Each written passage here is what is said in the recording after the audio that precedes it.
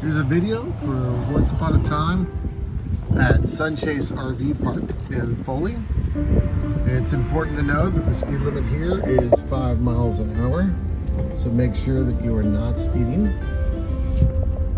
And you're going to be driving down here, getting close to the community center. It's spot number 27. So it is 1, 2, 3, 4, 5, 6, 7, 8, 9, 10. 10 or 11 down. There's Miss K, blonde hair. She is the manager of the park and also of another park. And she always keeps an eye out on things. And here you'll see spot number 27. It's on the bumper. It's also the Excel. And you have 2 spots to park, right in front or right next. We're going to first start with an outside tour of the RV. On the right side, you're going to see the black and gray tanks. This is if you ever need to empty out the shower if it's full of water, or if the toilet starts getting to the top. I usually tell people about every 3 to 4 days. But here you have the pull handles. You always start with the wastewater holding tank first. You pull it. It's currently empty because we just had this one cleaned. You wait, you actually can see right here. You wait until it finishes running. You then close it. And then you also have another sewage tank. There we go. The sewage holding tank. Typically I tell people when they have to do this just to pull it, go back inside for a few minutes, come back out. That's closed. And this is the fresh water. Fresh water is your sinks and your shower, which again, those happen. So that's how that works.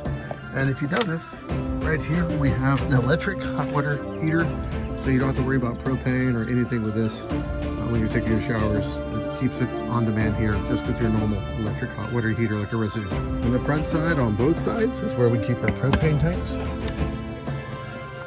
And this is where this is. Basically, you turn it to the right to close it. And we like to leave them closed. And counterclockwise to open.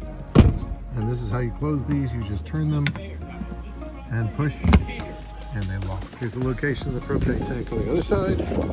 Same concept, twist and turn. And that's to close, that's to open. And even though it may look rusty, this has been certified just 1 year ago. We're back on June of 2022. So they can have one service for us. Explain how this door works and the lock. Here is your lock box. You would typically pick it up, spin to whatever your combo is, right across directly on the front. Then you would pull down on this key and it's going to open, and inside is your key. It's imperative we request that nobody uses these bottom locks. They're a lot harder to turn and people often will break their keys inside them. That's the deadbolt part. You don't really need to worry about that. But this is the main lock you want to use. When you turn it to the right, that is locked. Left is unlocked. And remember, when you unlock it, take the key out in the same position. That way it stays unlocked. A lot of people will... I'm just going to show you, this happens very regularly. So that is locked, and it even has a key with a lock on it. They come up to the RV, they put the key in, they unlock it, open the door, turn it, and take the key out. It's locked. The inside will work just fine, but if you go outside to your car and leave the key inside, you will lock yourself out, and I don't want that to happen. So again, see, it's locked. You're never locked inside because it always is unlocked on the inside. But up and down is unlocked. Quick tour of the inside. You're going to see to your left when you first walk in, you've got light switches. That one, the right one is in the living room. Then those are outside. And then you also have light on. These are basically your light panel. Go ahead and walk over here. We have the T-Mobile internet box.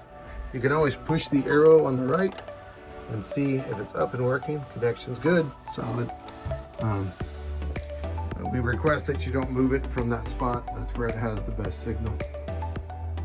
This couch does convert into a full twin bed all the way out. That does slide out.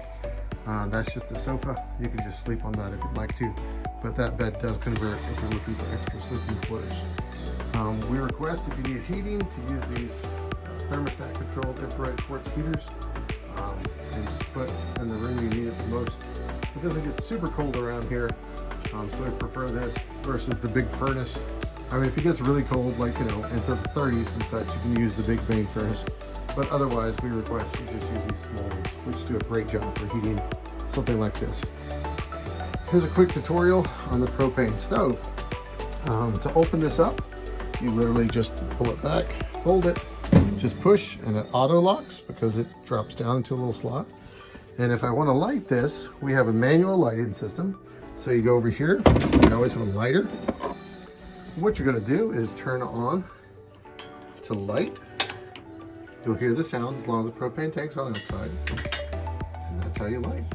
And if you want to light the next one, same concept. That's how you light it. Of course, to turn off, we just turn all the way to the left. That turns it off. And just make sure everything is in that off position. If you want to close this, it's important to understand, you're going to have to pull up and then down. That's how it stays. Gives you extra counter space too when you're not using it. Put that right. We also have a HEPA air filter system for those that want to be more germ friendly and keep the air. We typically leave it on a timer, and so it's usually off when you're running. We have a aftermarket Roku addition to this TV, so it comes with a Samsung remote. You turn it on, which turns the power on, and then you're able to control all the Roku with the Roku remote. But if you need volume or power, it's going to be on that one. So that's how that works. Power off. There we go. And we request that you don't use the stove because they're kind of complicated, and so we always leave toaster ovens to make it easy if you do want to bake some cookies or whatnot. Just use that, we request. We request you don't use or touch any of the slider switches. Those go in and out with the slides. We need them to stay out, otherwise water leaks and bad things could happen, and we don't want you to be charged for damages by messing with the slides. When you do leave, we request you leave it on cool. Right now it's set on cool at 74. During the summer and during the winter, we don't worry about it. We just leave the little small box heater on that's thermostat controlled, and we usually leave it on like 60 degrees during the winter. This is your bathroom. These little blue lights help catch small gnats and little things that may arrive over time, but your main light switch. You get a light over the bathroom, a light over here, and even a light here also. So we got lights everywhere. Let's go ahead and discuss how the toilet works. These are not your standard toilets. What we have here is a pedal control. The pedal, if depressed halfway, adds water. And what you want to do, if you have to go to number one, you can just put a little water in there. But if you have to go number two, we do request that you fill the water up almost to the top there on the side, just about an inch below the rim. Or actually, honestly, even 2 inches below the rim is fine for where the water is. So, right, that's honestly going to be about enough water right there. Once you have that much water, if you want to flush, you push that pedal all the way, and it's just a gravity drop. So there's no suction, it's just dropping into the tank below, which is what I showed earlier, emptying out the tank. And we usually keep toilet paper up above. And all these switches need to always be off. They don't do, there's a couple that do things, but nothing that you're going to need for where this is hooked up. So make sure those are always down in the off position. And we also have a fan, and it basically just moves air, because we've sealed that up because people have left it open and let rain in, so we don't want that to happen. And over here in the master bedroom, you do have a small 19-inch TV. This 19-inch TV, they don't really make TVs exactly this small anymore. So it has a power switch on the bottom. You can actually turn it around if you wanted to, but you just hit that bottom left button and it's going to automatically turn on. And the volume and power is over there. Don't touch anything but volume and power. And then of course you get a Roku remote to be able to watch all that. So very simple concept. And just feel for the button again, and turn it right back off. But this is the overall concept of how this RV works. We got light switches. A lot of these can be turned off and on, but there's usually a secondary light switch, like in the hallway. You see this light switch right here that also turns it on. So sometimes if these are in the off position, the light switch will not work up there. So you just need to make sure these are on and you are covered. And there is the smoke alarm there and your fire extinguisher there. If you have any other questions, feel free to pop me a text. But this is your full review of Once Upon a Time.